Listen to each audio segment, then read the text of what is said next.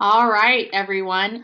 Thank you so much for joining us. This is the 2021 Oregon Specialty Crop Block Grant Program process overview. My name is Gabrielle Redhead. I am the coordinator for the program. As I mentioned earlier, this session is being recorded. Please remain on mute unless you have a question. Feel free to unmute yourself and ask it. If you don't feel comfortable unmuting, you can always ask in the chat section. I will have the chat open. Please make sure that your question is either directed at me or directed at everyone so that I can see it and answer it properly. We will have a question and answer session later in the webinar, so if you have a question and you don't want to ask it right away, feel free to wait until then to ask. So just to get started, this is me. This is a picture of me. I'm your speaker today. As I said earlier, my name is Gabrielle Redhead. I am the coordinator. If you see me out and about and you recognize me, please feel free to stop and say hello, ask me about your project, talk about some sort of, idea that you have. I love to chat with people, especially in this new and crazy time that we're in of pandemic world. It's always nice to connect face to face. As you can see here, my cell phone, my office line, and my email are all listed. Feel free to take a screen grab of this slide. My information is also available at the last slide of this presentation. Basically, any of the documents for Specialty Crop have at least one way to contact me, so feel free to give me a call at any time, shoot me an email. If it is after work hours, I do a normal work schedule, 8 to 5. If it is after work hours, I'll get back to you as soon as possible. It's normally within 24 hours. Sometimes it does take me 48, depending on what's going on, but I try to be as responsive as I possibly can be. So please feel free to reach out at any time. I'll give you guys a few more seconds to go ahead and screen grab this. If not, of course, my email is plastered everywhere, so feel free to reach out. So today we're going to do a pretty quick overview of the national program or the national level. Then we'll move into the Oregon Specialty Crop Program. We'll take a look at the timeline. I'll go through the application with you guys. If we have time, we'll look at the website and some guidelines documents a little bit more in depth. But I just wanted to be respectful of everyone's time, and if there's a ton of questions, we will make sure to answer those questions before we go and review the website. So to start, we're going to dive right in here. The Specialty Crop Block Grant Program is a block grant program. What that basically means is that every state in the nation, as well as our territories, get some sort of specialty crop funding. That being said, USDA administers the program, so we have to fall under their guidelines. And what their purpose of the program is to enhance the competitiveness of specialty crops. Now, specialty crops are defined as fruits, vegetables, tree nuts, dried fruits, horticulture, and nursery crops, and that includes floriculture. So basically anything within those categories that you can think of would be eligible, except some of your larger commodities like soybeans, corn, those types of things are not necessarily eligible for this set of funds because there are other sets of funds out there that they have access to. So this is the national level purpose for the program that is passed down to the states. So we have to follow the competitiveness of specialty crops and what the main purpose of this program is. Just so you guys are aware, the USDA does have a website for specialty crops. It's mainly for folks like me who are at the state level administering the program, but one page that I always like to direct folks to is this What is a Specialty Crop page on the USDA website. Basically, if you Google like Specialty Crop Block Grant USDA, you'll be able to find their website, and on that left side, you can see where it says overview, how to apply, how to administer the awards, and so on. In that section, there is a note that says the definition of a specialty crop. It will bring you to the page that you see here on your screen, And basically what it does is it has a list of specialty crops, and they're divided into the sections of fruits and vegetables, tree nuts, and so forth. There is also a list of ineligible crops. So if you have a crop that you are unsure of, it's great to visit this web page. There's a lot of crops on there, so I suggest doing like a control find and typing in your crop to see where it falls within those lists.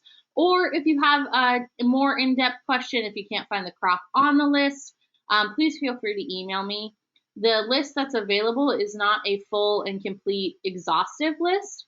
So it could be that your crop is eligible. It's just not something that the USDA has either ever done a project with or decided to list on their website. So if you have something like Jerusalem artichoke, well, that's still a specialty crop because it's a vegetable, but it's just not listed on the specialty crop webpage because it's not something that USDA does a ton of projects with. So again, if you have that, please feel free to reach out. I will confirm with USDA whether or not that crop is eligible, and then we can move forward with adding crops to the specialty crop list, or just getting USDA approval to do a project around whatever crop that you are working with.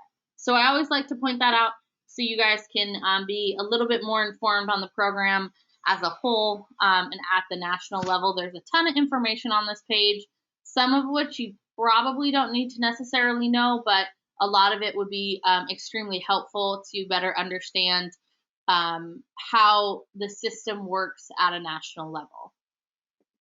So in 2018, we had a new farm bill, and it changed a few things for the program. So mainly these changes are for folks that have maybe applied in the past or have worked with the program in the past, and I just want to make you guys aware of some of these changes so you understand how the program is going to look in future years, as well as this year as you're going through the application.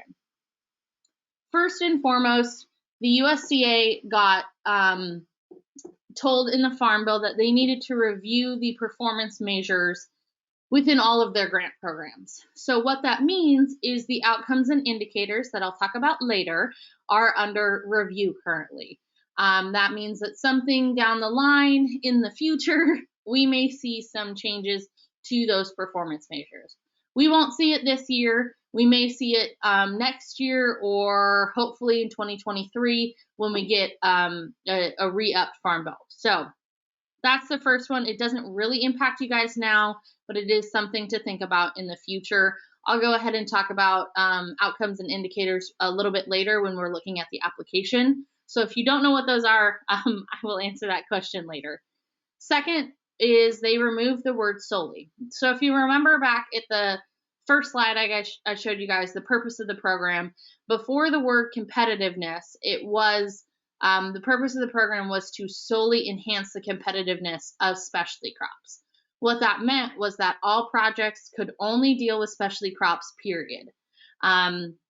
With the Farm Bill, they removed the word solely, and what that ended up doing is allowing collaboration projects with other types of crops and entities.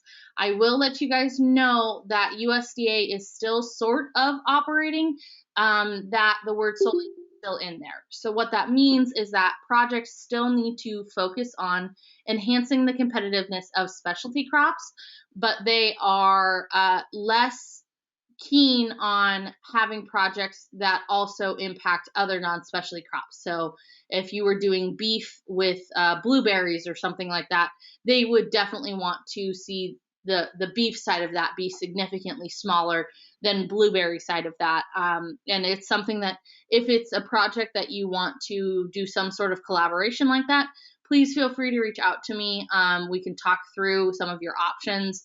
I would highly suggest that your project still is a specialty crop only project. It makes it much easier to get USDA approval to do that.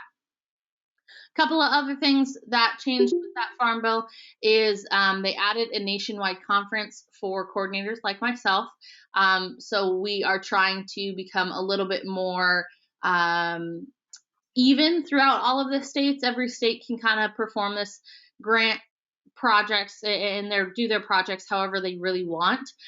So with the nationwide conference, we're trying to make a little bit more even playing field and have shared ideas and conversations to make sure that this grant program is serving the industry to the best of its ability across the nation. The last thing is there was an increased allocation for the Farm Bill as a whole. It doesn't necessarily mean that every state gets an increase in allocation, but they changed how they allocate out a little bit. So that means that some of the bigger states like us in California, we may have seen a drop in our total award, not by much, but some of the other states got to see a significant increase. So just how the dollars get separated out, it's not a huge deal. We still get around $2 million every year, so it's still a very significant amount of money for projects. So again, on a national level, the next couple of slides that I'll talk about really affect everyone, but it is something that we here in Oregon do have to follow. So I like to point out that this eligibility for folks that a lot of people like to work in California, Washington, Idaho, as well as in Oregon. So it's just nice to know that these eligibility requirements are the same throughout the entire nation, but it is something that we have to put emphasis on to make sure that you guys are even eligible for the program. So to start, you have to work with specialty crops. That's, the first thing of eligibility. If you're doing a project that's only about beef or only about corn or only about sheep, we can't really fund any of those projects. So you have to have specialty crops be the center of your project. The second one is funding must enhance the competitiveness of Oregon specialty crops. So what that means is you can't go into a project that is doing the same thing over and over again and spinning your wheels. You really have to be innovative and unique and build on previous efforts, not necessarily duplicate previous efforts.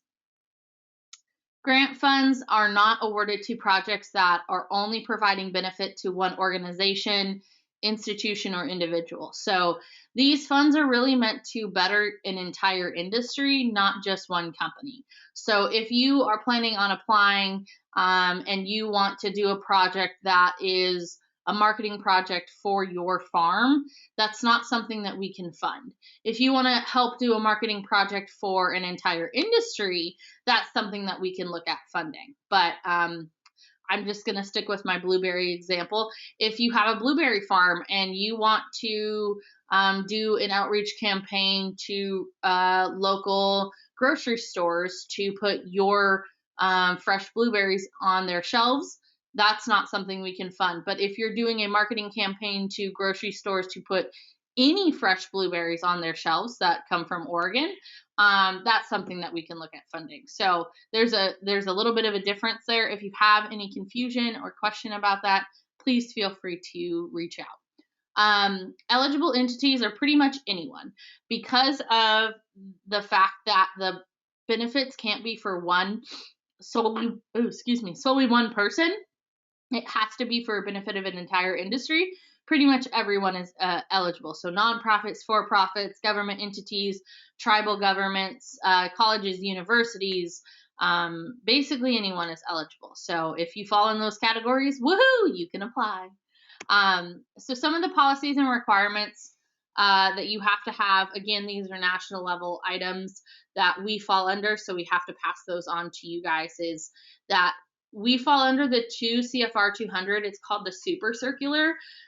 This is not necessarily something that you need to know and or read.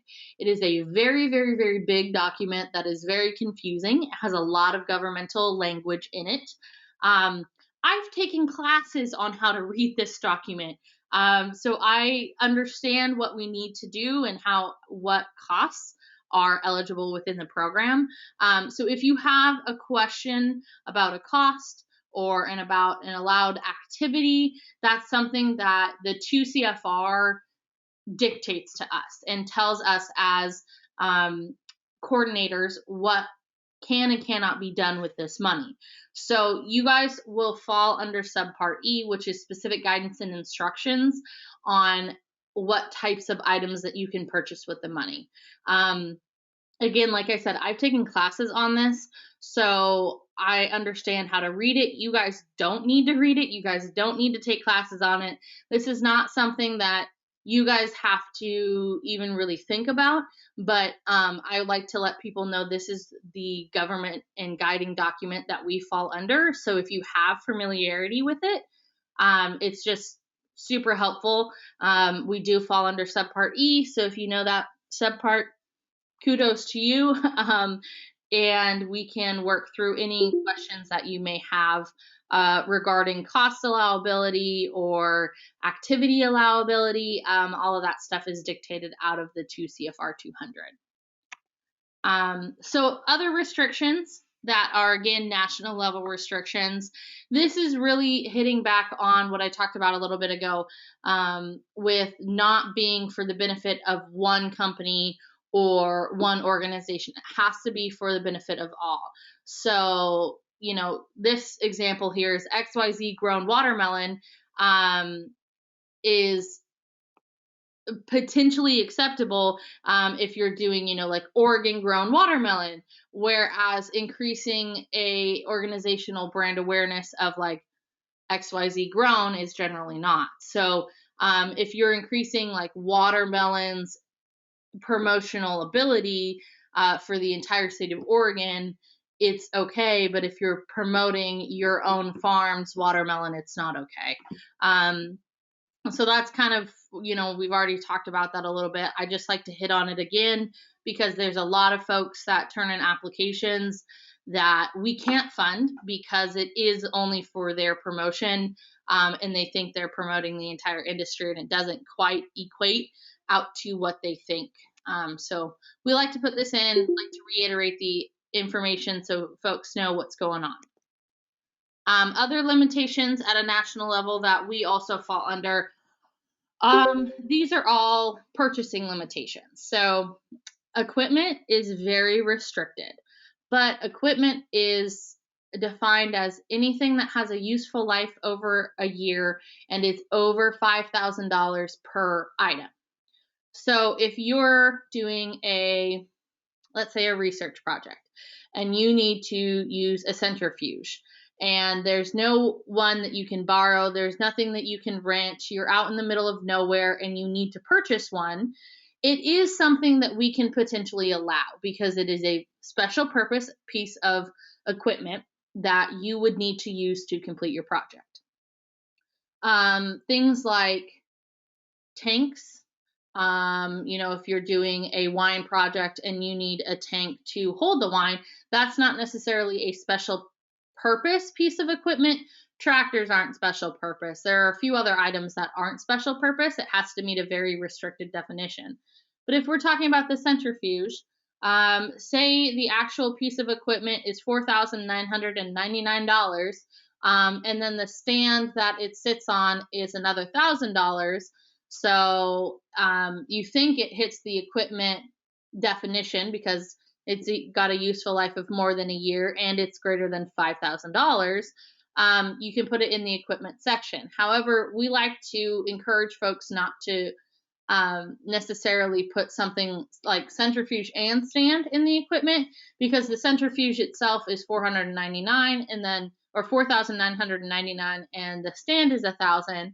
So if we break those two items apart, because the centrifuge is not that $5,000, it is automatically a supply. If it's a supply, it means that we don't have to go through and do depreciation on it. I don't have to come out and physically see it because it's not a piece of special purpose equipment then. It's just a supply for your project. That being said, if you have something that you want to purchase that is equipment, please reach out to me. We'll talk about it before you turn your application in. We always like to see equipment being rented, being borrowed. We're more than happy, the program's more than happy to have those types of items be on your grant, you know, rental costs and whatnot be on the grant, because it means that the equipment is then not owned by the USDA and we don't have to go through a whole bunch of other steps and whatnot to purchase equipment. So long story short on equipment, if you have anything that you think you want to purchase, please give me a call or talk to me, shoot me an email about it, and we'll talk through it. Travel costs for meals and whatnot are allowed with prior acceptance. So what that means is you can't just go on a trip and then come back and be like, hey, I want to do an amendment to my project. I went on this trip. You have to pay for it. That's not something that we can allow. I know right now with COVID, travel is very minimal, as well as a lot of like the conferences and whatnot are being closed down or moved to virtual. Those types of costs we can always pay for, visiting different locations and doing different conferences. That is something that we can do. But if you are traveling, meals and the travel costs have to fall within standard GSA rates, which means that you can't go to Hawaii and pick a 5-star hotel resort and pay $3,000 a night for the hotel. You have to fall within travel costs and GSA rates. If you don't know what that is, please shoot me an email and I'll explain it a little bit further. As I mentioned earlier, rental costs for things like equipment and buildings, they are allowed, but they are allowed only when they are directly associated with the project. What that means is you can't charge us rent for your office space if you do anything for the full amount, if you do anything that is not grant related within that office space. So if 20% of your work is grant related, you can only charge us for 20% of the rental space of your office. You can't charge us for the full 100%. So we can do some sort of rental costs like that, but we have to be very careful that we're not doing any indirect or overhead costs that are unallowed. Saying indirect and overhead, I'll point you down to the second to last bullet here. Indirect and overhead costs are not allowed, period, whatsoever. Do not pass go, do not collect $100 or $100. Yeah, that's the game. So what that means is you guys can't add any indirect costs in as matching funds. You can't have it as what you request for grant funds. Anything like that is not allowed, period. As well as coupons and incentives, price discounts, political and lobbying activities. All of that stuff is no-go. Basically, you can't give out specialty crops as gifts. You can't purchase specialty crops and then give them out in food boxes or anything like that. It has to, and you can't do price discounts. You can't do coupons and incentives. All of those items are considered gifts or souvenirs, which are unallowable within the program. Obviously, these are public domain funds. These are taxpayer dollars. We can't do any sort of political or lobbying activities with these dollars because it's for the benefit of an entire industry. And some folks may not agree with those political or lobbying ideas, and then you cause a kerfuffle and it's not good. So these are public dollars. These are dollars that come out of taxpayers. So we need to be sure that we're using these funds to the best of our ability and to the most fruitful use of those funds. Yeah. So those are some limitations. All of that was the national program. Everything that I talked about is an item that we here in Oregon and other states fall under. But then I wanted to kind of zoom into Oregon as a whole and talk you through our program here and some of the oddities that we have that we talk through. So first and foremost, Oregon gets $1.5 to $2 million per year. And that's the amount that we get to give out to you guys. There is a section of the money that we do receive that ODA keeps for administration costs, for me doing my work and coordination costs on all of that. Projects average between $25,000 and $175,000. That's kind of your time or your dollar amount that you have to stick within. We don't do projects over $175,000. Or projects under $25,000. If there is something that comes up and your project's only $20,000, let's talk about it, see if we can get you into that 25, or if your project's over 175, let's see where we can maybe do some matching funds and get you back down to that number. One of the awesome things about our program is matching is encouraged, but it is not required. So one of the items that our advisory committee looks at is to see if the industry is behind your project. A lot of folks show that the industry wants the project to happen or are really encouraged by the potential outcomes of the project is by showing or providing match, whether that's in kind or cash. Either way is an allowable item, but we have to make sure that when you are doing matching funds, you are matching funds with allowable items. So as I mentioned earlier, indirect costs can't be a matching fund because it's not an allowable item within the program normally. Projects can go up to 2.5 years. You can be in anywhere from 6 months to 2.5 years within your project. We always encourage folks to do the full 2.5 years, especially when we have this great example of COVID that happened that nobody knew it was going to happen, and now projects are put on hold. So 2.5 years for your projects. You have twice yearly reporting. We provide templates. We provide everything for you. It's a fairly straightforward process. We have a 26-member advisory committee. 6 of those folks are internal to the ODA, and 20 of those are external, and they represent varying sections of our industry here in Oregon. So anything from small farms to transportation, beverage, culinary.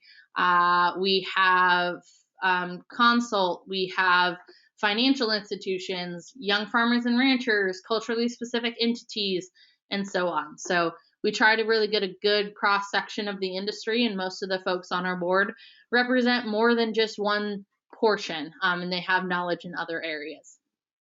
And then we have funding priorities in Oregon that are developed from the industry or the advisory committee, as well as comment from our previous applicants and awardees. And those funding priorities are, in no specific order, market access and development, both international and local. We have food safety, compliance, and traceability, cross-commodity collaboration, on-farm labor needs, workforce programs or tools, addressing regulatory burden, productivity enhancements and value-added products, and finally, agriculture and food-related priorities identified by the Oregon Solutions Network Regional Solution Centers. So basically, these areas cover a really large section of our industry. And your project needs to be addressing one of these priorities. If it addresses more than one, great. That's wonderful. You won't get more points. Well, our system isn't even a points-based system anymore, but you won't get more accolades. You're not more likely to get funded if you hit more than one of these. You just have to hit one of these. There's a more in-depth description of each of these available on our website. Please visit it. But I want to talk about the last priority here. First, the agriculture and food-related priority, as identified by Oregon Solutions Network Regional Solution Centers.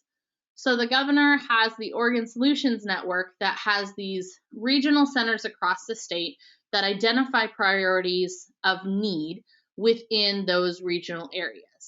Basically, every region has some sort of agricultural related priority, whether that's agritourism or it's labor needs for farms or whatever the priority may be. If your project is addressing that Regional Solutions Center priority, and you have, are with specialty crops somehow, you can reach out to that Regional Solutions Center and ask them to support your project. If you select this as one of your priorities, you also have to have a different area that your project is focusing on. So for example, if you're doing agritourism, you could do market development and access, local, farm direct, regional, domestic, as well as this area. Basically, you would need to have the Regional Solution Centers, a letter of support from them that talks about how they are in support of your project because it meets one of their priorities. Again, you don't get any more points or any, your project isn't any likelier to get funded if you have this.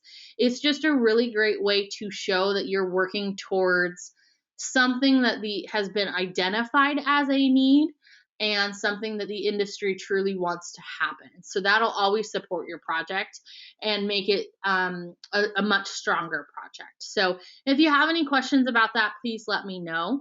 But another thing I wanted to bring up is within these priorities, again, they're in no specific order. We don't put any weight on any of these greater than another. So a marketing project is just as good as a regulatory burden project, which is just as good as a food science and food safety and compliance project, and so on. Basically, we just need you to hit one of these priorities within your project. We're not saying that this year we're going to focus on priority this one or priority that one. We are really trying to make sure that we have a diverse portfolio of priorities that we hit every year. So it's good to know which priority we are looking at within that project. Again, there's a more in-depth description of each of these priorities on our website, as well as in the guidance document that I will show you guys a little bit later. All right, the timeline for 2021. I have a typo in this. I apologize. So it's obviously we opened the program December 1st of 2020, not 20 whatever thousand number I put in there. So I apologize for that. But December 1st, we went out for our request for proposals, which is RFP. It went live. We have the deadline of January 29th, 2021. Your full grant proposals are due at noon. Don't wait until the 29th to turn in your application. There has been folks that have waited till the 29th and then forgot and turned in their application at 1 o'clock. And then they are no longer eligible for the program because they turned the application in late. The website that we use to turn applications in, the FTP, the upload site, can potentially crash if a bunch of people are trying to upload at the same time. So in order for you to make sure that your application gets in on time and is received, I would always recommend turning it in a little bit beforehand. It can be 8 a.m. on January 29th. I just would suggest not waiting until noon. The 29th is a Friday, so maybe you turn it in on Thursday. Whatever you guys decide to do, I just would recommend not waiting until the very last second to turn it in. There have been some issues in the past with the site that we use. That being said, if there are issues with the site, for some reason you can't upload, if the site is down, if when you go to upload you get some sort of error message, please reach out to me. Let me know. If you shoot me an email and you say, hey, this happened, or give me a call, we can accept your application in other methods. Of course, the FTP is the first and the foremost. If there is an issue with it, we'll reset it and have you guys resubmit. But please, please, please let me know if there's an issue, and do not wait till the last second. So all of that to be said, between January and April, we review the projects. The advisory committee reviews them. I review them. The director's office reviews them. We go through our whole review process, and we select subgrantee partners in April. Normally, it's the first part of April. We haven't gone really later than like the 15th of April. It really depends on folks' schedules, when we can have our meetings and all of that. Especially with COVID, it's going to look a little bit different this year. I hope to still do an in-person meeting, but I'm not sure if that's going to happen. So we might have to flex a little bit on all of this. April, you'll get your award announcement. Between April and about June, we work through the applications, make sure that they're USDA ready, and then the USDA opens their state plan application about the 1st of May. With that being said, we then have to apply basically all of the programs that we in Oregon have accepted to the USDA. The USDA takes their time, they review them, they come back with questions. The questions come back about July, August, somewhere in there. We in Oregon respond to those questions, and then the USDA moves on to approve the application. Then the USDA sends a letter of agreement to ODA. We sign that letter, and then we get to award the funds out. So your funding will most likely come October or November of next year. That means you're almost a full year before you get your funding. So please, when you're writing your projects, understand that this timeline is quite long. So you'll need to make sure that you write in your time frame for your project is adequate for this type of timing, as well as making sure that the folks that you're going to use and partner with understand that the funds are not coming right away. They do take some time to get to you. All right. So here again is all of my information. Before we move over to the application, I'll let everybody take a few minutes. I just gave you a lot of information. If you have any questions, please go ahead and throw them into the chat box or unmute yourself and ask. We'll take some time to leave this screen up. If folks want to screenshot this, this has my information as well as a link to our website that you guys can just type in and go and see. So before I move on, are there any questions?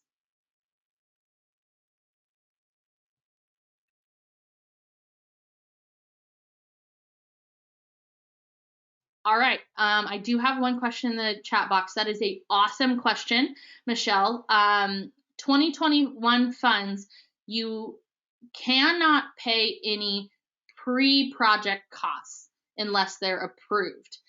Basically, what that means is before you get your grant agreement, ODA is not on the hook, your grant is not on the hook to pay for anything beforehand. You're not going to get your agreement until that October-November section.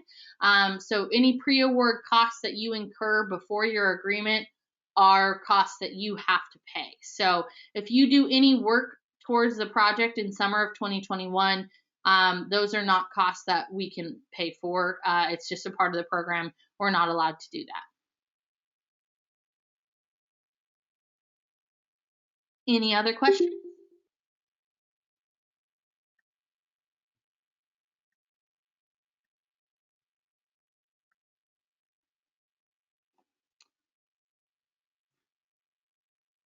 Okay, so another question came through before we look at the application here that says the RFP says multi-state partnerships are encouraged, but on the other hand, the project is to benefit Oregon specialty crops specifically, correct?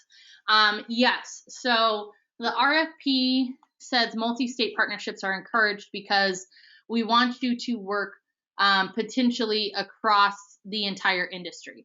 So for example, if you're working with apples in Oregon and apples in Washington to do some sort of, let's say, cider project, you're still benefiting the apples in Oregon, and your project would only be affecting the apples in Oregon. You would also have a project in Washington working with apples in Washington. So a multi-state partnership is you end up having a project in 2 or 3 different states, and you work within each of those states' parameters towards those projects. You just end up working collaboratively with the other projects. So with Washington or Idaho, wherever you're going with that. So it's a little bit difficult on that side of things because you have to make sure you're following both states' types of requirements and information, and that your funds are not duplicative. So if you're doing a project in Washington and you're spending money on creating a website for both Oregon and Washington, you're not also charging Oregon to build that website, if that makes sense. So if you have a question about a multi-state project, please let me know and we'll talk through it.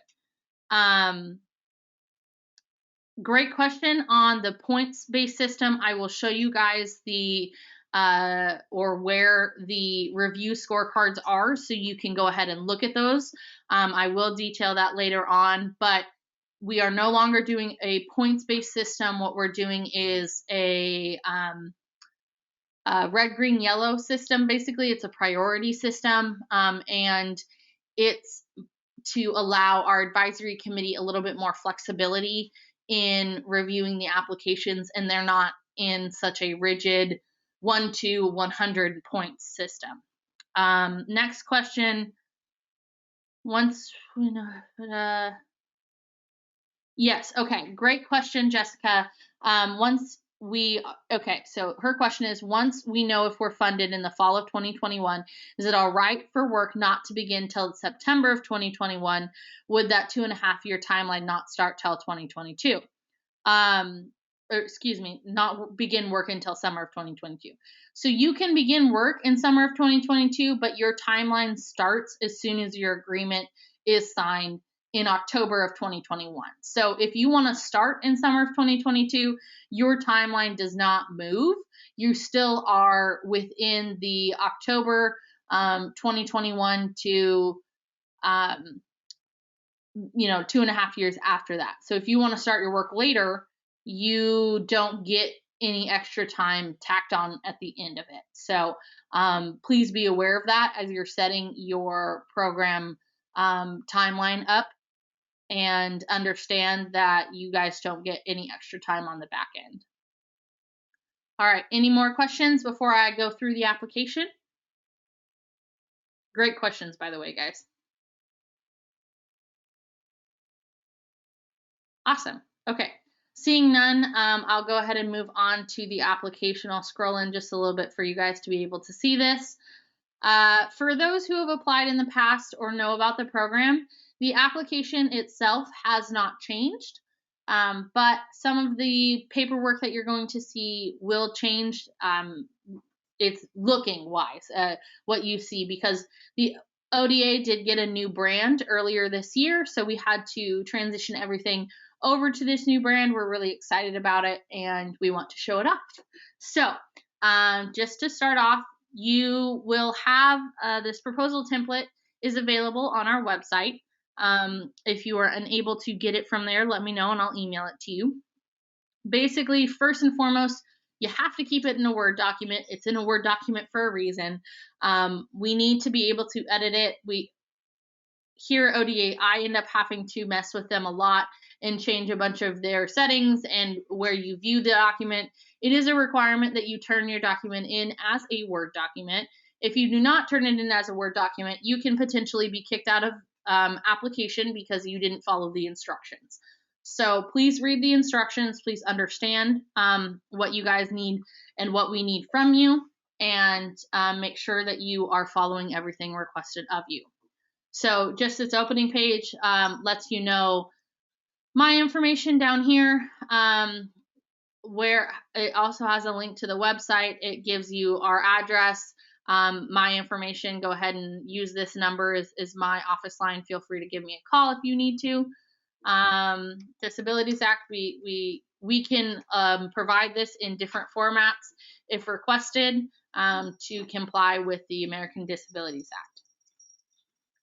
So this first section is really just kind of talking about the program. It basically gives you the information that you and I have already talked about today. A lot of, again, contact information for myself down here.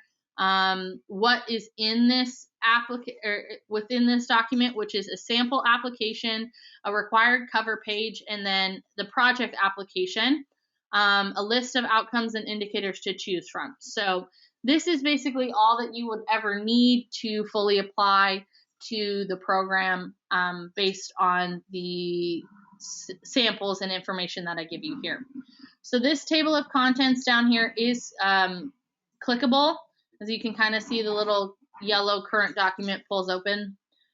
Basically, any of these you can go ahead and click through and find different sections that you need to. So this is the first one that we just went over. Then we have a sample application. I give you instructions on how to apply, where to apply, how the document needs to be formatted, and so on.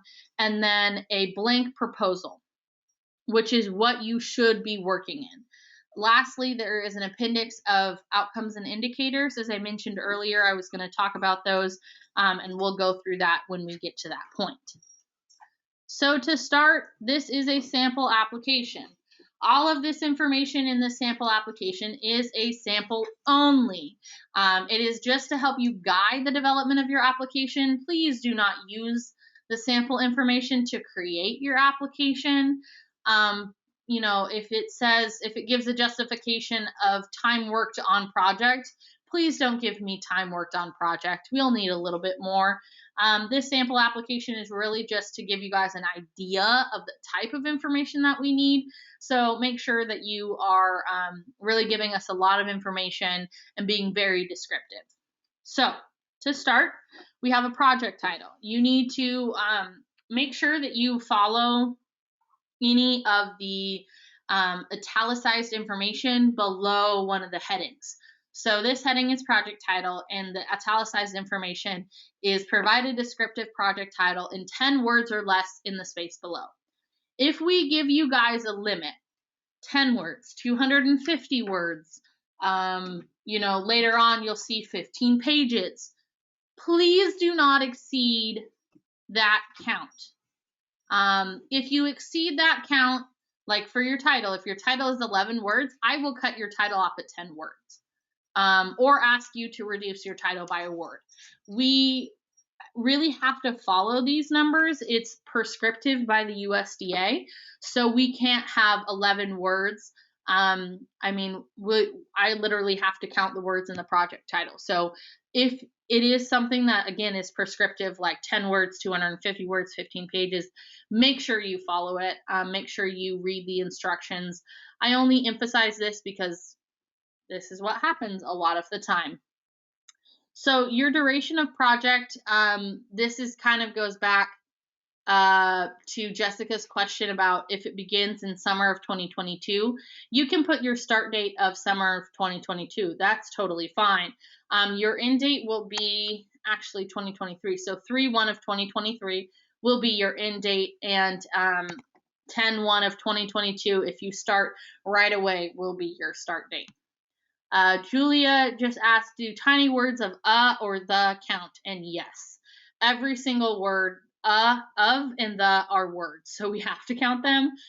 It doesn't roll over those and only do the words that are, you know,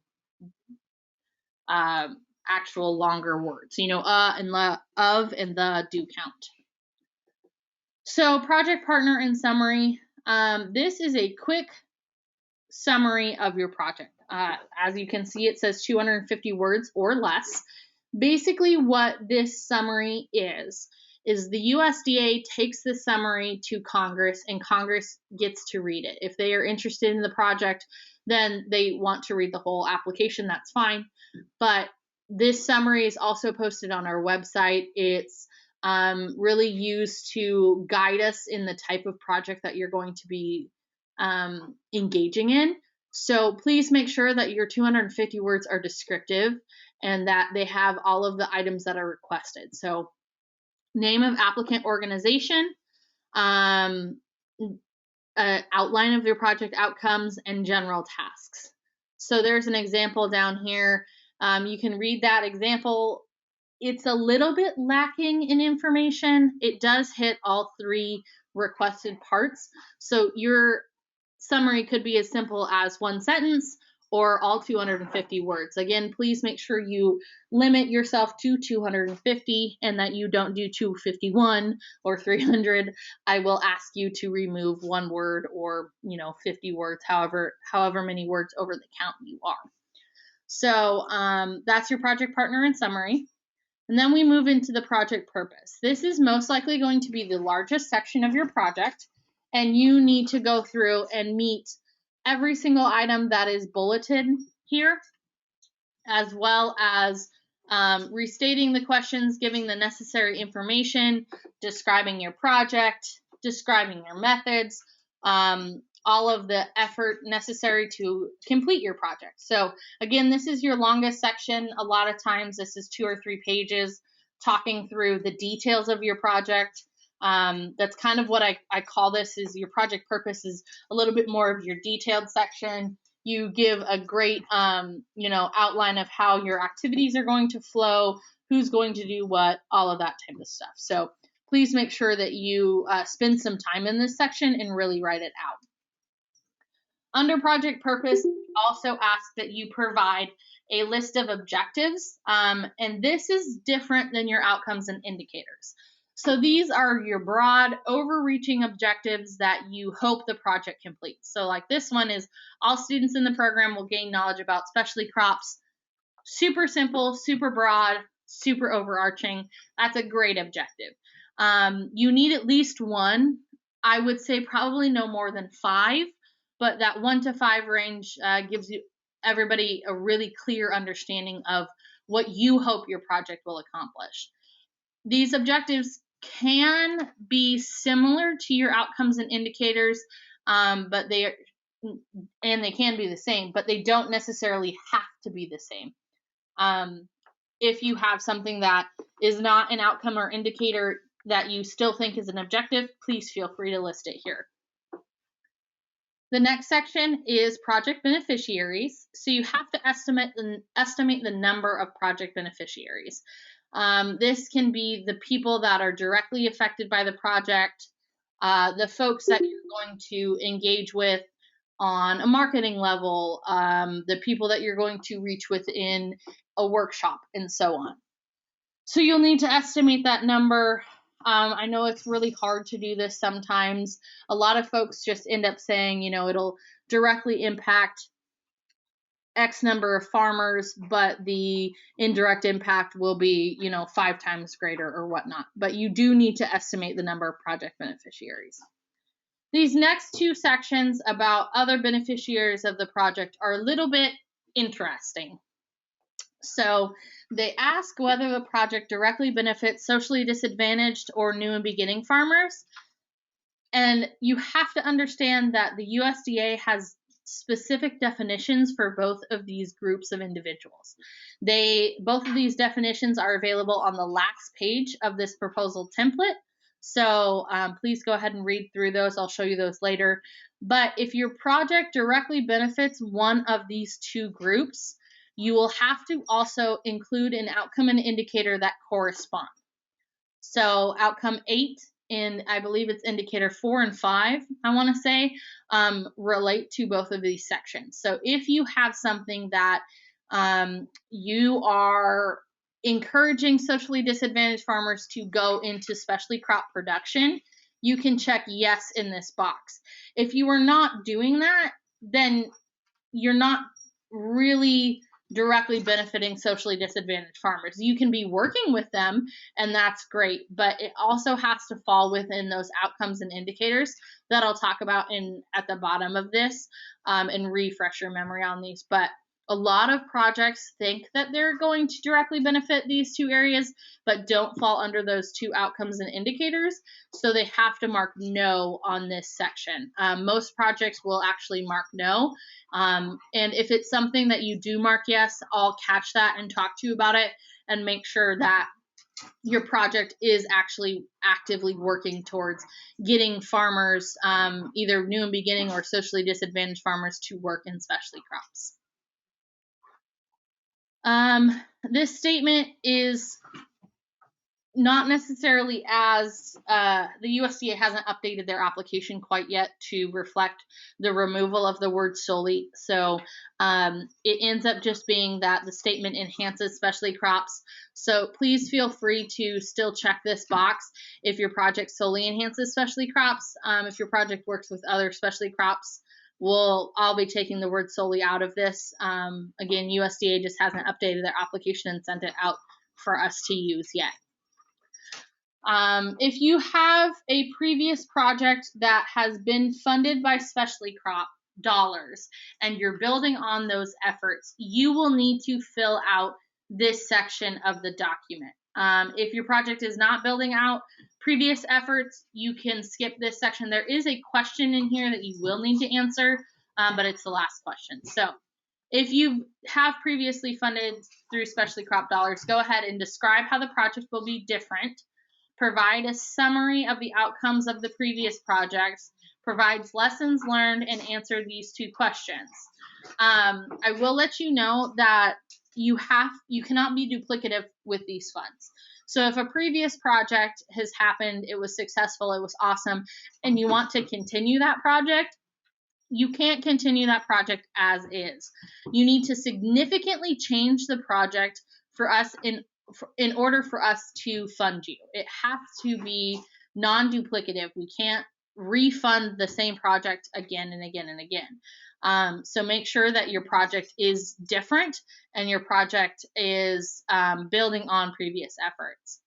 The last thing I need to point out is a lot of people miss this question because it's in the section that was previously funded. If they don't have a previously funded project, they just skip it. So regardless of whether or not your project was previously funded, you need to describe the likelihood of the project being self-sustaining. Basically, what they're asking is making sure that your project is not dependent on grant funds forever and that your project can build towards being self-sustaining. If your project is only 2.5 years, you're not going to build off of it. It's just something that you're going to do, assist the industry for that long, and then it's going to go back to normal. Please go ahead and still describe that, and don't miss this question. Again, this is another item about the duplicative funds. If you submit that project to another federal or state grant program, and then whether or not that project is currently funded, you will need to answer yes or no, and talk through down here if your project will receive potentially from another federal or state grant program. Go ahead and talk through what you're doing. So if you apply to 2 different grant programs with the same project and you're going to pull the application from one or the other depending on which one you get funds from, go ahead and identify that here. We need to know that so we can understand how or if the project ends up getting duplicative funds. I apologize for that movement of the computer. Some things just like to randomly pop up. All right. We're almost there, guys. We're halfway through. Okay, so there's a question that says, can you refund a project that was canceled due to COVID, the project 2.5 year timeline running out that would still benefit the industry? No. The short answer is no, because again, that project has already been funded. If you are significantly changing the activities within the project, you can fund a new project. So for example, if you were doing physical workshop items to educate folks about specialty crops, and because of COVID, all of those workshops had to be canceled, and you guys couldn't do virtual at the time, and you gave all of the money back to specialty crop. If you came back the next year with a new project that was, hey, we're going to build off of the curriculum that the previous project created, and we're going to make it into a virtual class and do more outreach and education about it, that's a significant enough difference that we can move forward from there as you are applying to a new project. If you have a project that is current and some items got canceled because of COVID, we can always do an amendment that changes the activities to react to the ever-changing world that we've got with COVID. So the USDA has given the states a little bit more flexibility in what we can do with amendments. So we should be able to transition whatever project that is currently active into something that can be responsive to COVID if we need to. So long story short, no, you can't refund the same project, but if your project is significantly different, we can talk about funding it. Good question, though. All right, external project support. So these are folks that are specialty crop stakeholders that support the project and why they support the project. This is other than the applicant organization, and this is not necessarily folks that are actively engaged in the project. These are folks that are like, woohoo, we want this project to happen, but are not supporting the project through matching funds or actively engaged in the project. So on this example, the Oregon Farm Bureau is here. If you're doing a project that with the Oregon Farm Bureau, you guys are doing education outreach and doing these virtual workshops or whatever, Oregon Farm Bureau would not be an external project supporter. they would be a project partner. I'll show you where project partners go here in just a second. But external project supporters are, again, folks that are more of like at an arm's length away, and they're not necessarily actively engaged in the project, but they do want the project to happen. Again, these are samples only. You'll need to collect whatever project supporters for your project are. And they need to be folks that are actually know about the project and have some sort of have indicated to you in some way that they do support the project. These can also be people that provide letters of support for your project, but they don't have to provide letters of support. All right, so I've talked about outcomes and indicators a bunch, and this is the section that you would go through and mark which outcome and indicator you are going to use within your project. So there are 8 outcomes. You can see, well, all 8 of, I can't really get all 8 of them in one screen because the way the page is cut, but there's 8 outcomes. You'll go through and select whatever outcome, fits with your project. So say we're going to select outcome number 4. You just click the box and it automatically checks it for you. So go ahead and read through these. I will show you Appendix A that has all of the indicators that you'll use. And I want to note a couple of different things. 1, your project has to meet at least one outcome and indicator. The USDA doesn't really do any specialized outcomes and indicators. That's kind of the objectives that I talked about earlier. That's your area to indicate other areas of data that you're going to pull. But you need to leave these word for word exactly the way that the USDA has written them. You cannot change any words. You can't move things around in a sentence. It has to be exactly how the USDA has written it. And when you go to do your application, I'll talk about this a little bit later too.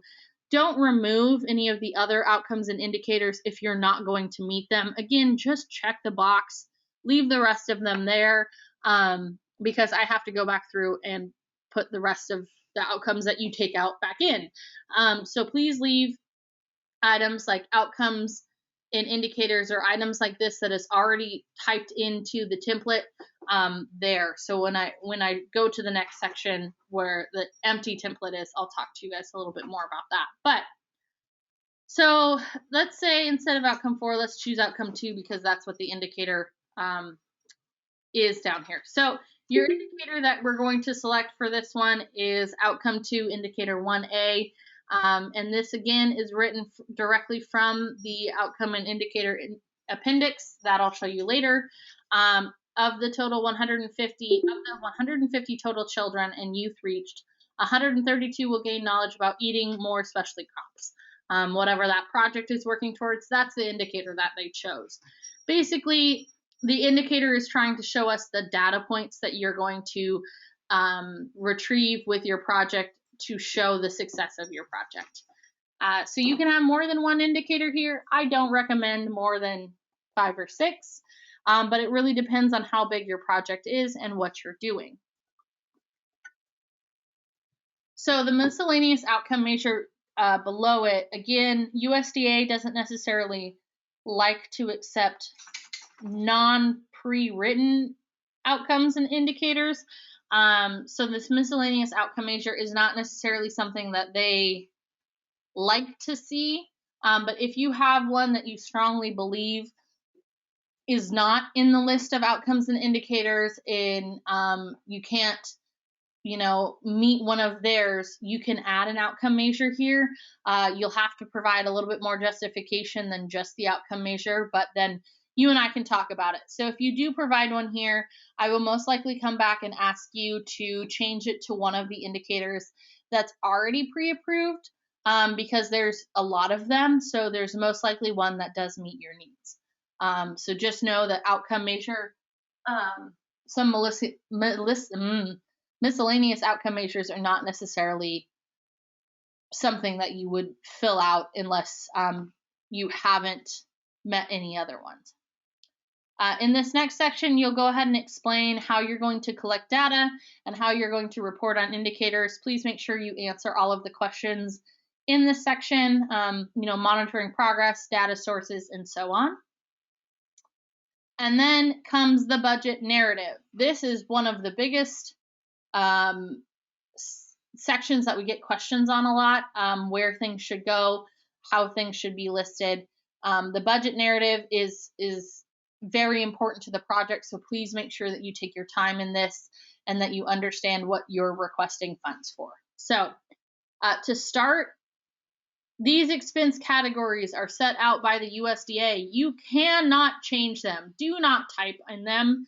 Leave them be. A lot of folks like to just take out the areas that they are requesting no funds in. Don't do that. These are federal expense cost categories that are set out again by the USDA, and we have to have all of these areas in every application, no matter if you are requesting funds in them or not. So please leave them be and just fill out this side where you're requesting your funds. It makes it a lot easier when we have the ability to see all of the sections and understand what you're requesting money for. So in this example, we have $10,388 for personnel, $6,440 for fringe, and so on. There is no section that is zero because we wanted to make sure that we gave you guys enough information to accurately fill out this application. So this is your budget summary. Make sure that your total budget is accurate. Make sure that you go through and use a calculator and add up the costs. Make sure that these sections in your fund requests are accurate to the details that you give down below. I will go through and calculate everything, but we've seen a lot of folks, miss $1,000 here or there and then get their award and have to rewrite their proposal to meet the, less $10,000 or $1,000 or so on. So make sure that your funding and your calculations are accurate. So your first section is personnel. This is fairly straightforward, but these are folks that are actively working towards the grant and that are, again, directly working on the grant. If you have somebody that is working not on the grant directly, but is like your executive director, you can't put them on if they're not working on the grant. So for this example, we have Lady Alice, who is a berry vine planter. She's going to spend 1 FTE, and the funds that are requested are $10,388. So you can do level of effort or hours, so hours or FTE. So if we wanted to give Lady Alice hours, she could be, 10 hours at whatever pay rate, and then make sure that funds requested is accurate for your calculation of your FTE or your hours. Below each section of budget, so this is, one section of your budget, personnel, you will have a personnel justification section or equipment justification and so on. You will need to list every single item that you put in the table. You will need to list a justification for. So again, this one is a sample justification for Lady Alice. The justification is berry vines will be needed for marketing research and to perform on the project. Lady Alice has over 30 years experience in planting berry vines and will be solely working on planting berry vines.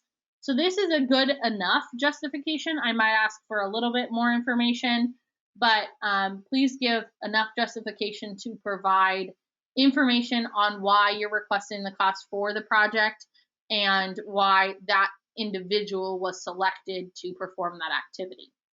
Go ahead and use personnel 1, 2, 3, 4, 5, however many personnel you have listed in here. You need to list again in your personnel justification. Next section is fringe benefits. Go ahead and list some fringe. Fringe is the only one that you don't need justification for because we have your personnel justification above. But this one, of course, is just a sample for Lady Alice. She's got 12 months at 38%. So her funds are $6,440. The next section is travel. This one ends up getting a lot of people tripped up. So one thing about travel is, and with anything within the budget section, is if there's more than one item in a trip, each item within that trip needs to have its own line item. So take, for example, this first trip to Corvallis. You have a car and you're doing it units of measures or miles and so on. If when you go to Corvallis, you also need a hotel, your hotel in Corvallis would be your second line item. You can't put car and hotel on the one line item and give a total amount for that one trip. So the reason we have to do this is because we have to follow the issued GSA rate, which is what I talked about earlier. Here's a link to find the GSA rates right here. So you can go ahead and follow that link and then look up your destination by zip code or location, and it will give you rates for meals, for flights, for hotels, all of that type of stuff. So you can't exceed the GSA rate for an area, but you have to make sure that each item is listed line item by line item within the section. So as I was saying, Corvallis has a car, but it also has a hotel that they would both need to be listed there as individual items. Now down below in the justification, you can say trip 1, Corvallis, Oregon, give your approximate date. You'll be traveling to Corvallis and via car, and you'll need to stay one night. Here are the people that are going.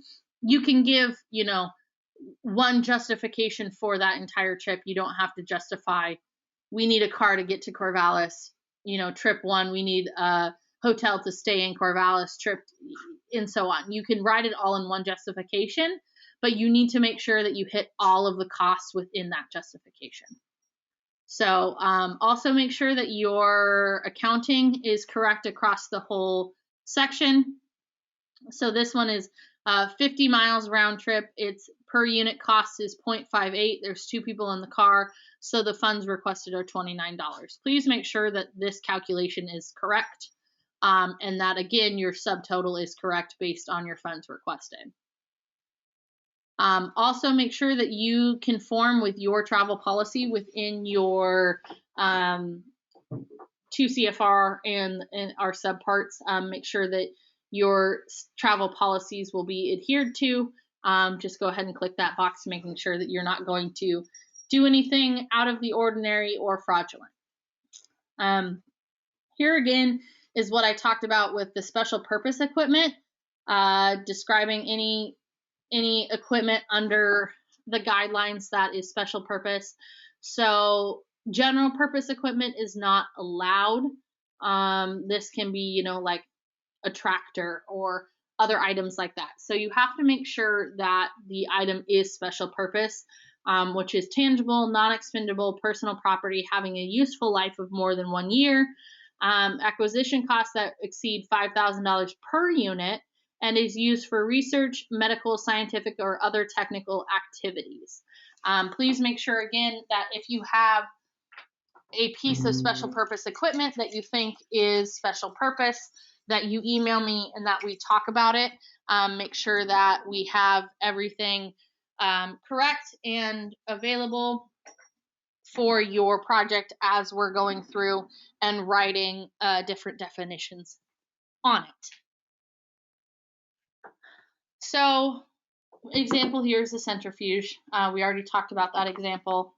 Again, make sure you give a good justification and, let us know why you need to purchase it. In this example, there's not another machine within a 200-mile radius. So it's justifiable that they would need a centrifuge to complete their project activities. So samples are basically anything that costs less than $5,000 a unit and is not a piece of equipment. There is another section for other that I'll talk about, but samples are like materials and supplies.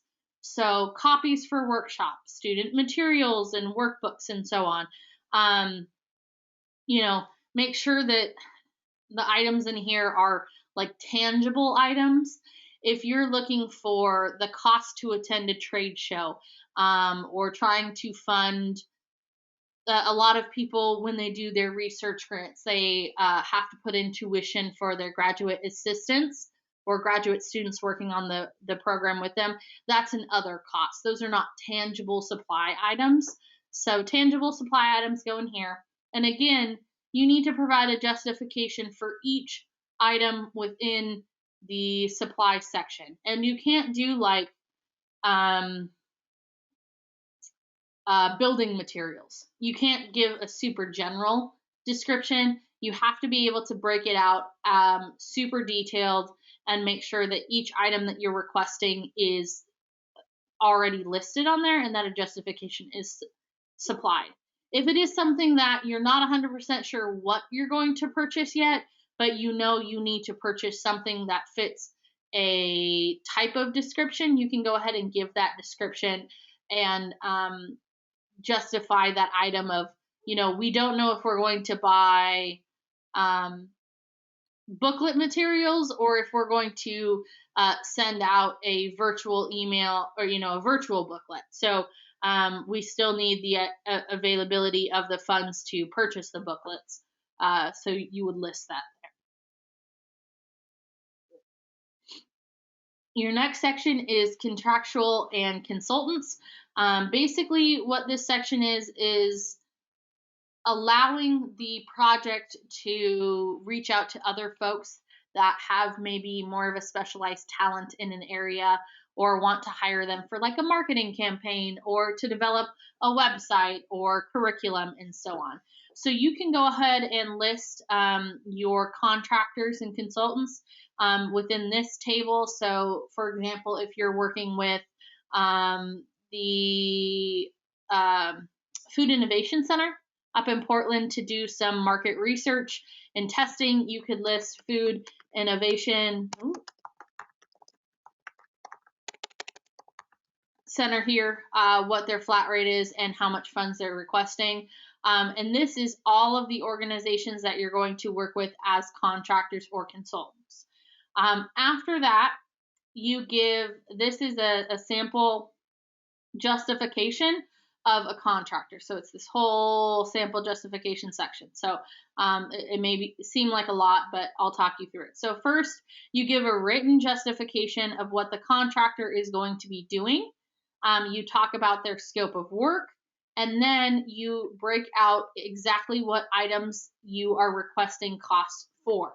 So for this one, we're asking contractor number 1 to design and build a web platform, be a communications manager, and logistical support. So for their personnel, which is 0.35 FTE, they're going to cost $13,022.50. We then have their fringe benefits, and then lastly, we have contractual, technical development, modification, design, server hosting, all of the other physical stuff is $3,337, and then you give your total cost for that contractor. So again, a contractor's justification is a little bit more in depth because we need to know exactly what your costs are for that contractor, because we cannot allow you to request any costs for a contractor that are not allowable costs within the program.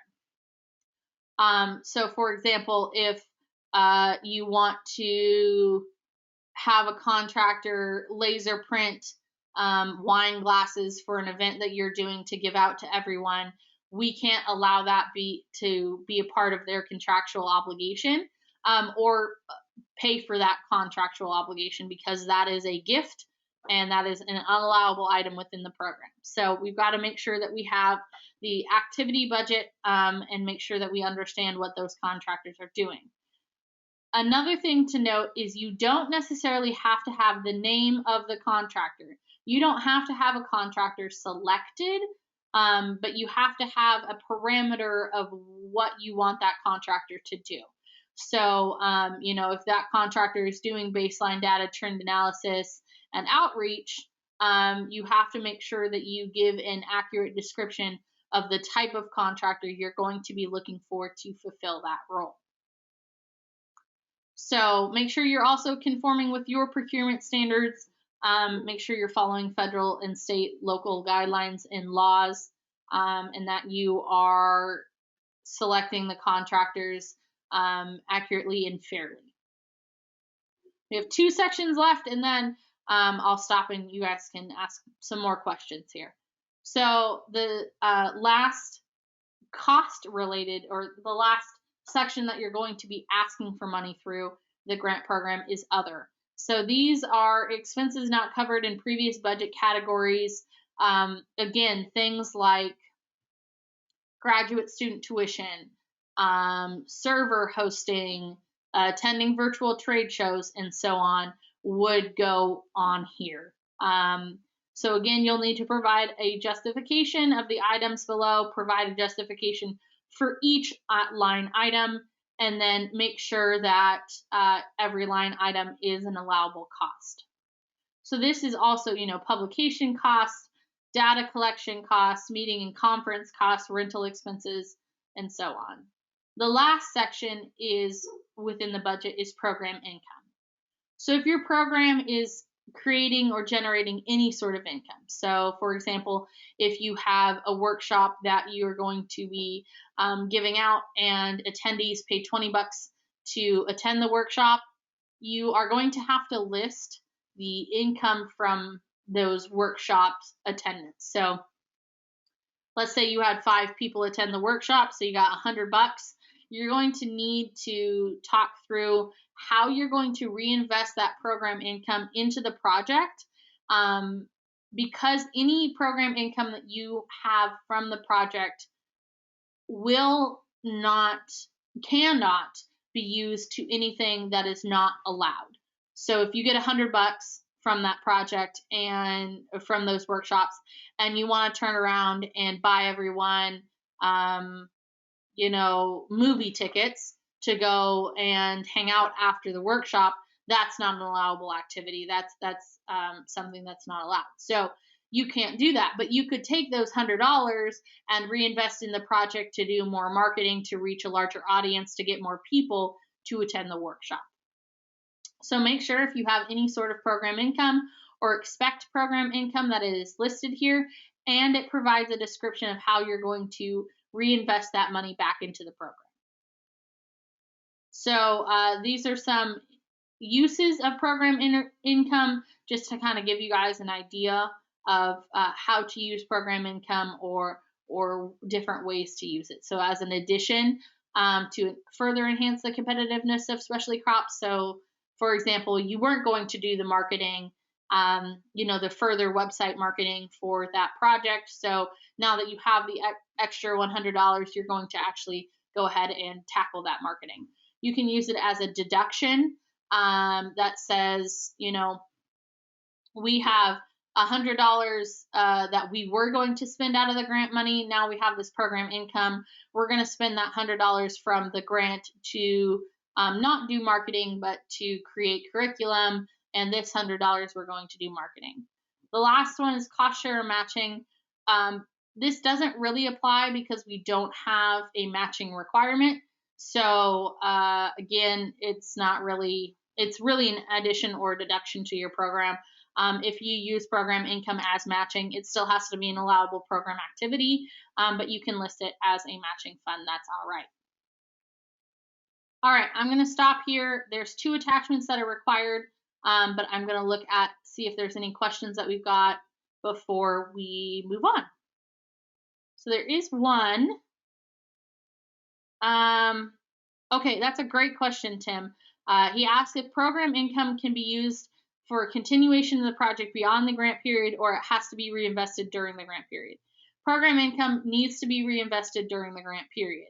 If it's something that your grant is over March 31 and you get program income December 1 of that same year, obviously that program income can be reinvested into a project to continue. But if you have program income that comes in during the project, you have to reinvest it during the project period. That's a great question. Any other questions before I move on to the narrative?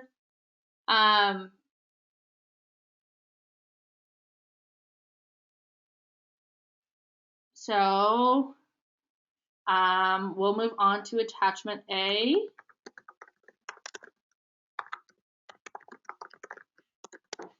let's see. Attachment A is your matching funds narrative. This attachment talks through cash and in-kind matching and gives you examples and how to write it up. Again, our project does not require matching, but it is a great way to show that your project partners are invested. It's a great way to show that the industry wants the project to happen, and it's an awesome way to show support for your project. So cash is physical cash contributed to the organization, equipment that's to be purchased, those types of items. In cash or in-kind match is personnel time given to the project, personal or loan from another organization or corporation, use of equipment and facilities, goods, commodities, or services instead of physical, real cash contributions. And I will show you guys the template for that when we move on to the next section of this application. And then your second attachment is your work plan B, or attachment B. Work plan is describing the activities for your project, who is responsible, and when it will be accomplished. It's a fairly straightforward table. An example right down here is conduct outreach to potential candidates, the staff name of who's responsible, and then January to March of 2016 is when that's going to happen. Project work plans can be as simple as this or as detailed as you need them to be. A lot of folks end up using the work plan to detail out, all of their activities. A lot of folks use it to create their own timelines to make sure that all of the folks that are working within that project are on the same page. So it's a really useful tool for you as a grantee, but it also helps me keep track of where you are at within your project. So you need all of that information, so all of your application stuff within the template that I just showed you, your attachment A and your attachment B, plus letters of support to apply for the program. So those are kind of your big items that you will need to apply. So this is your instructions on how to apply to the program. All of what I just showed you is a sample application.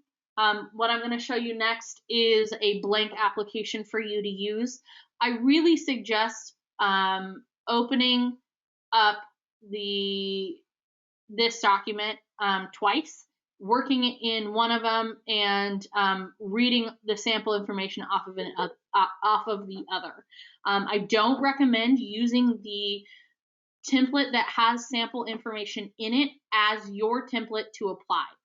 What happens is a lot of people end up leaving a bunch of information in there that is from the sample, and then it gets all sorts of messed up, that we're confused as to why you have a cost in there that does not look like it is true to your project, or so on. So I always recommend using the blank document for your application and reviewing the sample application at the same time, but just maybe on a different document or a different screen.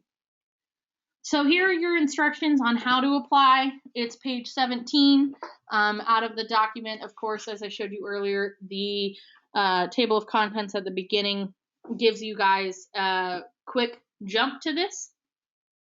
So your instructions are, you've got a 15 page limit to your project, including your budget. The cover page and attachments are not included in the total page limit. So you'll have a cover page that'll show you soon, and your attachment A and B, so your matching funds and your working plan, are not included in your 15-page limit. It begins at program title and ends at program income. So please make sure that you are 15 pages or less, and you do not take out any of the sections that are in there. If there's a section that you don't have information in, just put none or not available, but do not take them out. You need to leave all of the sections that are in the pages for us to look at. You can't take anything out to meet your 15-page limit. Must be submitted in Microsoft Word. Times New Roman 10 point or 12-point font. We will not accept any other format. Do not put it in PDF. Do not put it in Excel. I will send it back to you and say your project has not been accepted for application. So make sure you are in Microsoft Word. Remove all of the instructions. Here is your deadline, and it talks about your letters of support. You can have up to 5 letters of support.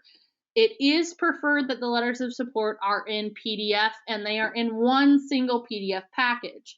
If that is not possible for you, if you don't know how to use a PDF merger, or if the letters come in Word and you can't convert it over to PDF, that's also fine.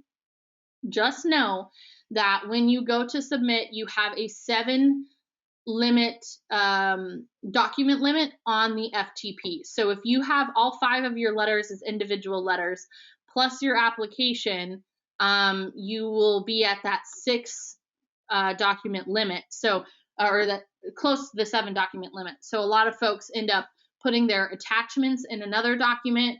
And I just suggest not doing that, having all of your PDF letters or all of your letters as one PDF. Here's your submission link. It is live. It is something that you guys can go and look at right now. I can show it to you guys in a few minutes, but it's pretty straightforward. It just asks for the organization, how much you're requesting, and then you get to upload your documents. Again, your deadline is Tuesday, that should say Friday. That should not say Tuesday. I apologize for that. So to expedite the process, please submit your proposal prior to the deadline. So waiting until the deadline can potentially cause some issues. Again, as I described earlier with the PDF or the FTP issues. My contact is here. If you do have any issues, reach out, give me a call, shoot me an email. Let's talk about it. And then here's your proposal cover page. Now this cover page, I haven't shown you before because it's really straightforward and we don't need to necessarily put any samples available for you guys. So just go through, fill everything out. Name of applicant, organization, address, city, state, zip, who the contact for the project is, their phone and email, your tax ID, your DUNS number. A lot of folks don't necessarily know what a DUNS number is, but you can just Google DUNS number and you can get one. It's a fairly easy process. Most of the time you have it within like 10 days, I want to say. But you will have to have a DUNS number if you get awarded funds. If you currently don't have one, you can apply not having a DUNS number, but if you get selected for application before we have a full award agreement with you, you will have to need to have a DUNS number. If you are in higher education, please make sure that your grant application has gone through your grants office. We had some issues in the past with previous institutions of higher education where researchers or PIs, primary investigators, will automatically apply to our program, and then the institution of higher education comes back and says, well, that application is not approved, and they want to change a bunch of stuff on the application, and then it's something that we can't fund, and then both the PI is disappointed, we're disappointed, and the institution is disappointed. So if you are in higher education, if your application is coming from an institution, please run it by your grants office or go through whatever system that you need to go through to get your grant approved. If you're not in higher education, go ahead and ignore this section. It doesn't apply to you. But if you are in higher education, please make sure you do that. Then fill out how much you're requesting from the ODA for grant, what your cash match is, what your in-kind match is, and then your total project amount. So adding the previous 3 boxes up together. Next, you're going to look at the commodities that you are impacting. So let's say you are going to mess with fruit and you're going to work with blueberries, apples, and something else. So you have to actually go through and list the products that you're working with up here. So if you're working with fruits, vegetables, and tree nuts, you're going to go ahead and check all 3 boxes. And then you're going to go ahead and list all 3 items that you're working with. You know, if you're working with all of the vegetables, you can just put all. Or if you're working with hazelnuts, you go ahead and list hazelnuts. But you will need to list whatever crops that you're working with here. Your next section is the funding priority that you're looking at. So if you're meeting, you know, market development and access for international, go ahead and check that box. If you're working with food safety, you know, check that box and so on. Then you list your project title right here, 10 words or less again.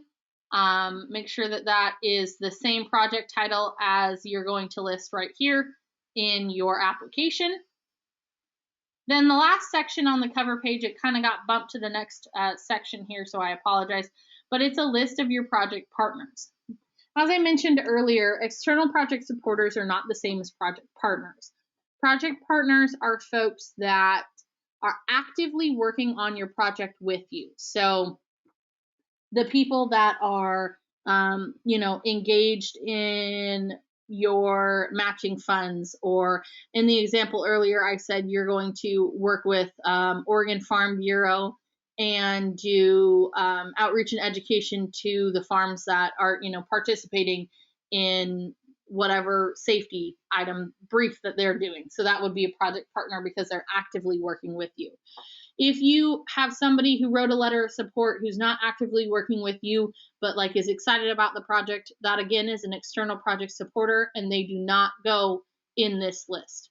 But go ahead and list the project partners that you're participating with. Then we have the blank application. I've already gone through this. I don't need to go through this with you guys again. You are all very intelligent individuals, so I won't waste your time doing that. But as you can see, it's blank. There's no information in these sections. There's no instructions. It's a nice clean copy for you guys to use. If there are any instructions left in here, like add more objectives that or list or delete, whatever you need to do, those types of instructions, you feel free to remove those if they're italicized. But we've gone through and removed most of the items that you need to remove. So again, just a straightforward blank item. Anything that is in here that is like select outcome measures, like these items or any of these headers, do not remove them. Leave them in there. They're there for a reason. Please don't mess with them. Again, straightforward, real easy, clean. What I'm going to pop to next is the appendix. Oh, well, matching funds. I'll stop here for a second. Here's your matching funds narrative, the expense categories again that are issued by USDA, and then you tell me whether or not it's a cash or an in-kind match on this side and how much it is. So say someone is giving you $5,000 and you're going to put it towards personnel, and they're giving you a check, that's where you would list that. And then you do your total match of all of these sections combined. Then you'll go through and list what you're spending your match funds on. So say we're going to do the berry vine planter Lady Alice again. We put Lady Alice here, level of effort, and the funds that were going to be used out of the cash match or in kind for that individual. So you go through and fill all of that out. It has all of the same sections as above.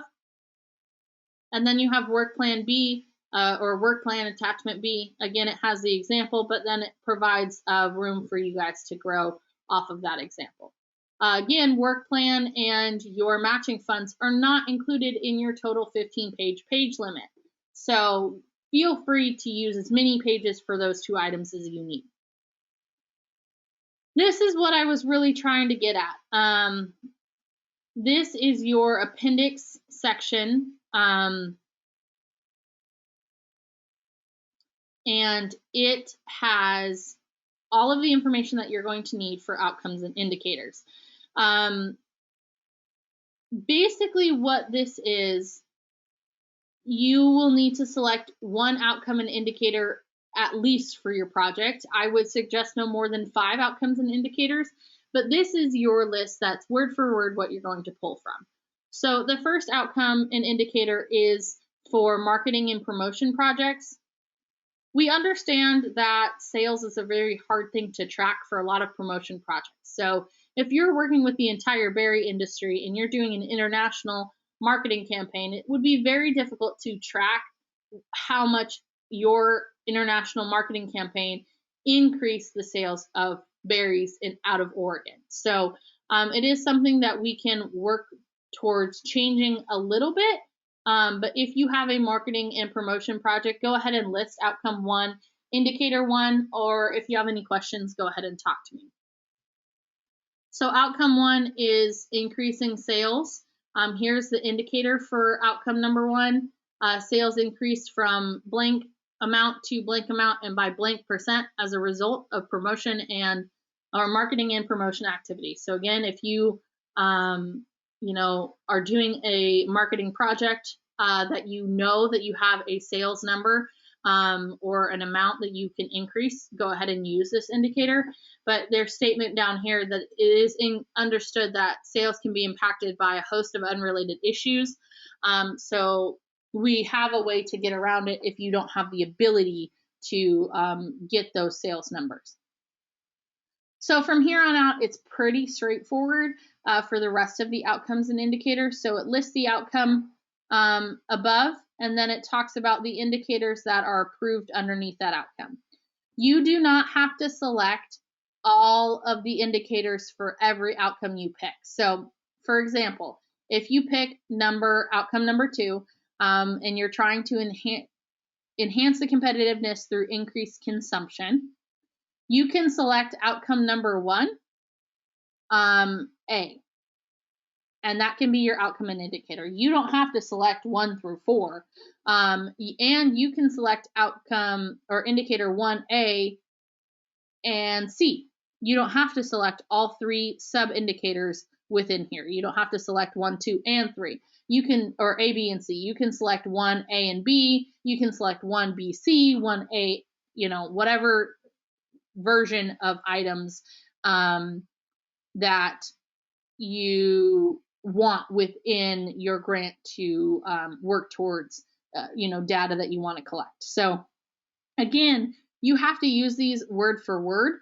So for, outcome number 2, indicator 1, of the blank total number of children and youth reached, the blank number that gained knowledge about eating specialty crops. So in our earlier example, it was like 150 children and youth reached 134 or 37 will gain knowledge about eating more specialty crops. So you'll actually need to fill in the blank here and fill in the number here. You can't just leave those blank. You have to actually provide some sort of statistical data that you're going to research. So those are all of your outcomes and indicators. You can go through and read all of these. There's a ton of them. Outcome 3 here is quite large, and 4 is as well. So go ahead and read through all of these. You guys are all adults and you're intelligent and you can read through that. I'm not going to waste your time by doing that. But I will stop at outcome number 8 and talk a little bit more about that new and beginning farmer and socially disadvantaged farmers that I was talking about. If you do select that your project is directly benefiting them, you have to select outcome number 8, and you have to select the indicator that you are working with. So socially disadvantaged or new and beginning farmers. So again, what I was talking about is the indicator specifically says new and beginning farmers who went into specialty crop production.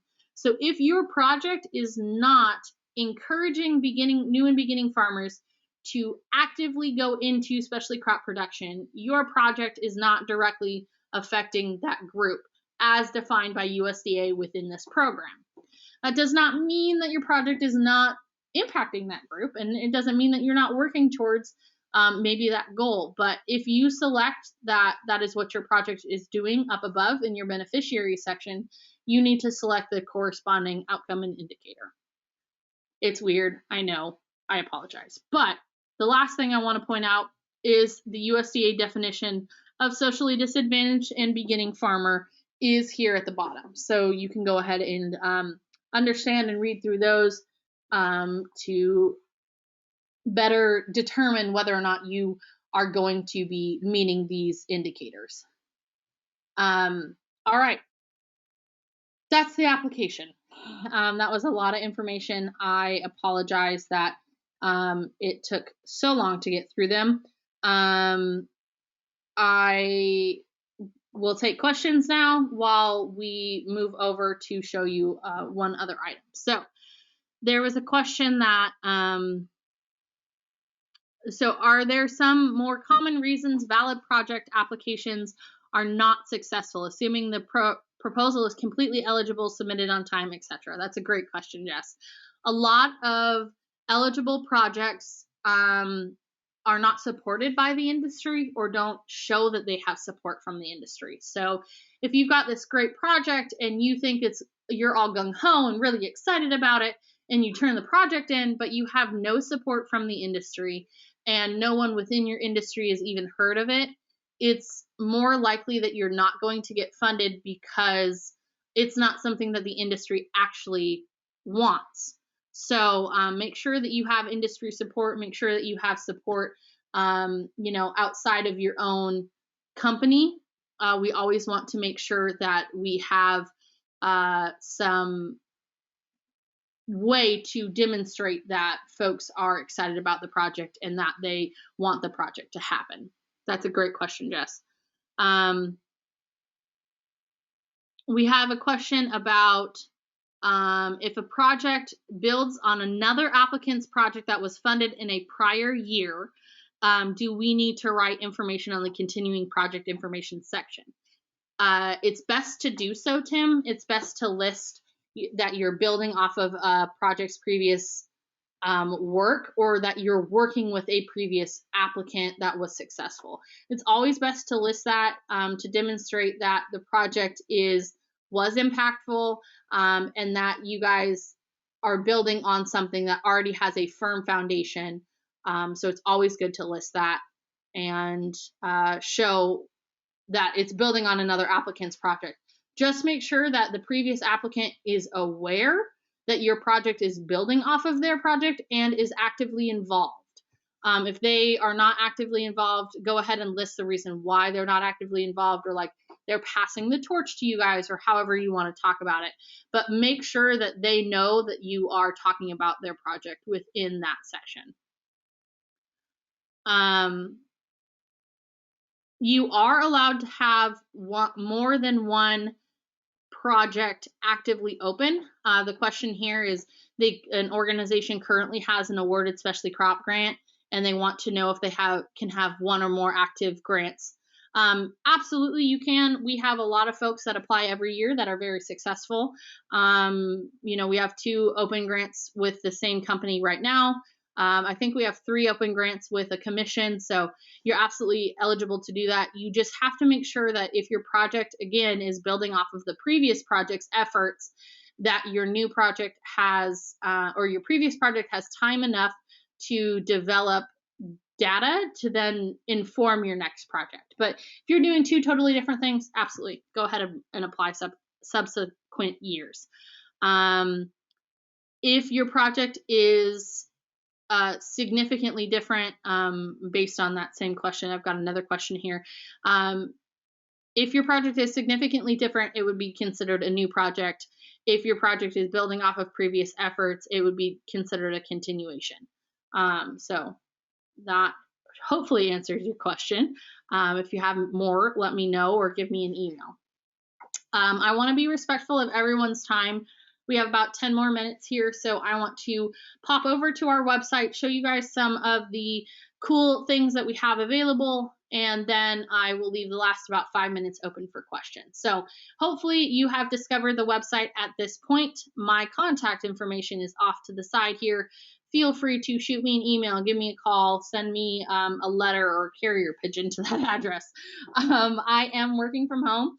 But I do go into the office every once in a while. So being that I'm working from home, I have quite a lot of time on my hands to answer questions or do whatever we need to do. So off to the side here, off to the left, we've got this big gray box. And within it, we have all of these subcategories that you guys can see that I've got this light blue highlighted right here, which is the page that we're currently on, which is the main page for the Specialty Crop Block Grant Program. This is the USDA website link right here in the middle of the page that I talked about earlier and showed you where the definition is. Right below that is the Oregon guidelines. This document is super helpful. I'll go ahead and click on it and show you guys a little bit more about it. These are program guidelines. It's basically what I've already gone through with you today, but in a written format. So eligibility, what type of funding, our program's priorities, our solicitation process, and so on. Reporting requirements, post-award management. This is a great document to read and understand what you're getting yourself into if you were awarded a grant. So I always recommend folks go through and read this. It's a great document. We provide it for a reason. Please go ahead and review that. We talk about the applicant eligibility, but also provide the template right here for your application. So go ahead and click on that, download it, save it, and work off of that. Our timeline is here. Hopefully you saw that this is where you got your live webinar information. Once we're done here, I will post the YouTube link to this recording. It also talks about when the RFP closes, what our timeline of events are in total. And then on the bottom, you can see our guidelines are linked here again. Here's project summaries of all of our currently open projects, so 17 through 20. You can go ahead and read all of that. The proposal form should be listed here. It will be listed here by the end of the day. They're working on updating the website. And again, a link for the USDA website, which has the definitions I was telling you about earlier. On this left-hand side in this gray box, we have the funding priorities, which I told you about earlier, has a deeper definition of each of the priorities. Feel free to find this and read through them. Again, on this gray box, the next tab down is the program guidelines, which I've already showed you. This is the application process submission tab. It talks through your submission details, how many files you can upload at one time, your page limit, what your cover letters and attachments are included in that page limit or not, and they aren't, just for sure. Cover letters and attachments are not, and letters of support are not included. Talks about your how many letters of support you can have, how to name your file when you submit it. So please make sure you name it correctly. And then this link down here is how you upload your application. It's live, so we can go to that in a minute. Also on the gray box on the other side, there is the submit proposal section right here. So if you click on that, it will automatically take you to the file upload. So you can upload your application here. So you can either choose files by selecting, which is this top button, or you can drag and drop files into this whole file upload box to be uploaded. So then you go through, fill out all of the information, certify that you are allowed to submit the grant proposal on behalf of the organization, and make sure that you have all of the application instructions and that you read through everything on here. That was a quick look at our website. The last section here was we had Oregon in 2016 was wonderful enough to host a specialty crop coordinators conference in Portland. A lot of this information you won't actually need to know or care about. It's available for other coordinators across the nation to go back and visit. So anyway, that's a quick look at our application, or excuse me, our website and the items that are on it. Again, I suggest that you guys read through this application guidelines or especially crop guidelines, excuse me, and better understand the program as a whole. So we have 5 more minutes. If anybody has any more questions, I'm going to go ahead and leave that time for questions. You can either chat me or unmute and ask the question.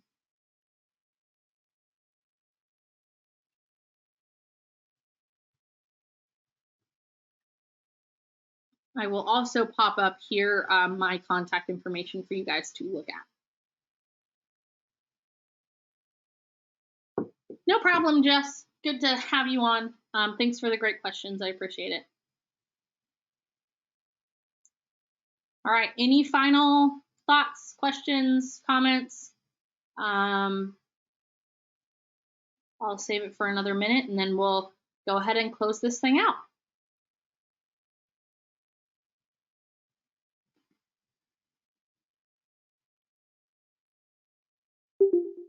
All right. Thank you all so much for participating. I very much appreciate it.